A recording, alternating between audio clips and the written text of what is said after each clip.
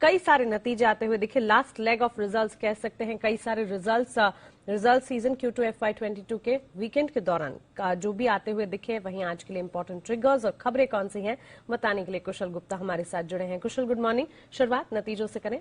Good morning Mansi. Last leg और long leg काफी ज्यादा सेट ऑफ रिजल्ट्स जो है वीकेंड के दौरान आते हुए नजर आए थे। और यहाँ पर सबसे पहले जो निफ्टी की कंपनियां हैं उससे शुरुआत करते हैं, जिसमें हीरो मोटोकॉर्प यहाँ पर आपको नजर रखनी है। बेटर देन एस्टिमेट नंबर्स आते हुए दिखे हैं। हमारा जो अनुमान था आय का वो 7,900 करोड़ रुपए का था, उसके मुकाबले कंपनी ने ऑलमोस्ट 8,450 करोड़ रुपए की आय दर्ज की है। साथ ही कंपनी की मार्जिन 11.9% के अनुमान के मुकाबले 12.6% आए हैं। और साथ ही कंपनी का जो मुनाफा है वो लगभग 800 करोड़ का आंकड़ा कंपनी ने छुआ है। हमारा जो अनुमान था वो 685 करोड़ का था। और मार्च 2022 तक ये अपनी ईवी प्रोडक्ट जो है लॉन्च करते हुए नजर आएंगे।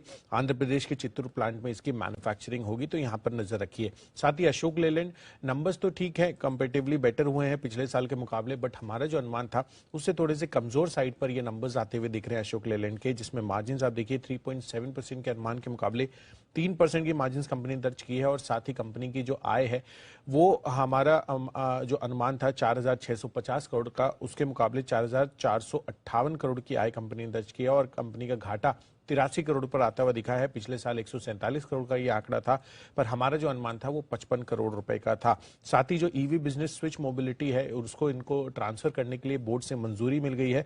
और स्लम सेल के तहत 240 करोड़ में ये बिजनेस ट्रांसफर किया जाएगा, तो यहां पर भी आप नजर रखिए। अमर राजा बैटरीज एज पर एस्टिमेट नंबर्स हैं, बट मार्जिन हल्के से अनुमान से कमजोर साइड पर है। 13.1% की मार्जिन की एस्टिमेट थी, 11.9% की मार्जिन क्लॉक इन की है कंपनी ने। और साथ ही कंपनी का मुनाफा लगभग हमारा जो एस्टिमेट था 145 करोड़ का, उसके आसपास ही आता हुआ दिखा है, बट पिछले साल के मुकाबले लगभग 28% की गिरावट रही है। नाल्को नंबर्स काफी स्ट्रांग रहे हैं। इनफैक्ट यहाँ पर कंपनी की आय में 51% के उछाल के साथ 3,592 करोड़ पर यह आंकड़ा आया है। और साथ ही कंपनी की मार्जिन 12% थे, इस बार 31.3% के मार्जिन आए हैं।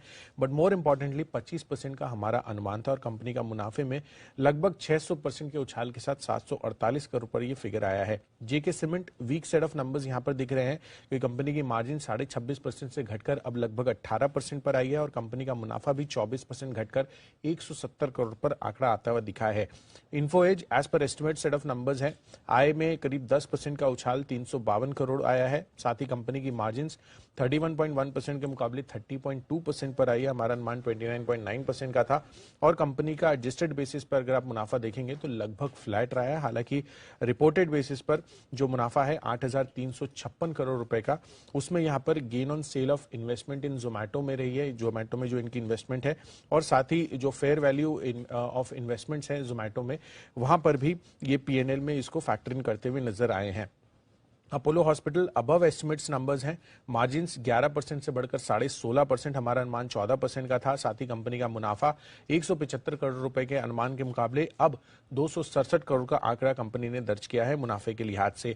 साथ ही अंत में ग्रैन्यूल्स इंडिया, यहां पर नंबर्स कमजोर सेट ऑफ इनफैक्ट आप फिगर्स कहेंगे, 30% से मार्जिन घटकर अब लगभग 17%, लेकिन यानी कि 50% लगभग कट जो है आपको मार्जिन पर आता हुआ दिखा है। साथ ही कंपनी का मुनाफा भी 51% गिरकर अब 81 करोड़ का फिगर कंपनी ने दर्ज किया है। तो ग्रैन्यूल्स इंडिया के कमजोर सेट ऑफ नंबर्स। ओके, तो ढेरों नतीजे आते हुए दिखे और ये सारे के सारे नतीजे अब आपके सामने। लेकिन साथ ही कुछ खबरें आज के लिए कौन सी हैं और ट्रिगर्स, कई सारी लिस्टिंग हो रही है आज, कई सारी लिस्टिंग हो रही है और यही सबसे इंपॉर्टेंट सेट ऑफ ट्रिगर्स है आज के दिन में।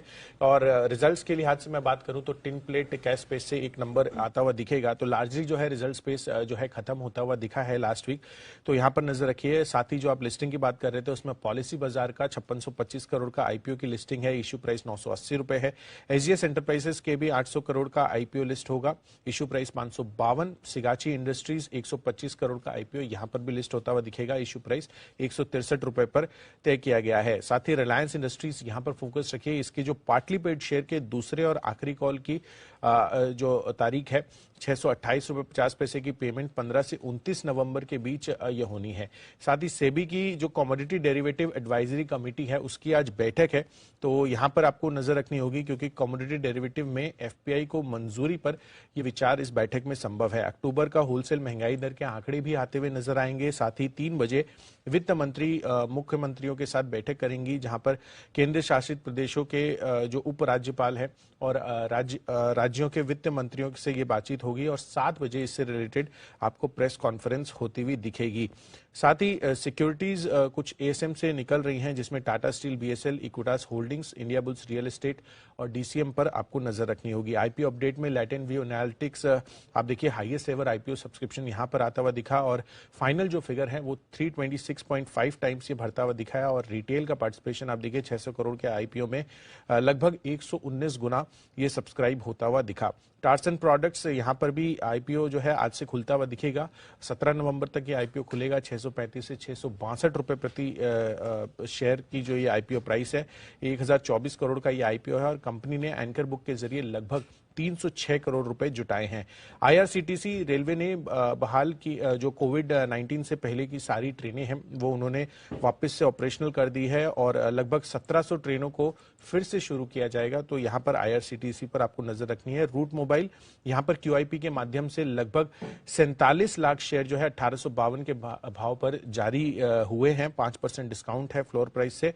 और शिल्पा मेडिकेयर यहां पर भी फोकस रखिए क्योंकि प्रेफरेंशियल इश्यू के माध्यम से लगभग 53 लाख शेयर 564 के भाव पर जारी किए गए हैं। इश्यू के माध्यम से लगभग 297 करोड़ जो है जुटाए गए हैं। तो यहां पर फोकस रखिए। और अंत में 2 और खबरें हैं जिसमें मिर्जा इंटरनेशनल घरेलू कारोबार का डिमर्जर जो है होता हुआ दिखेगा।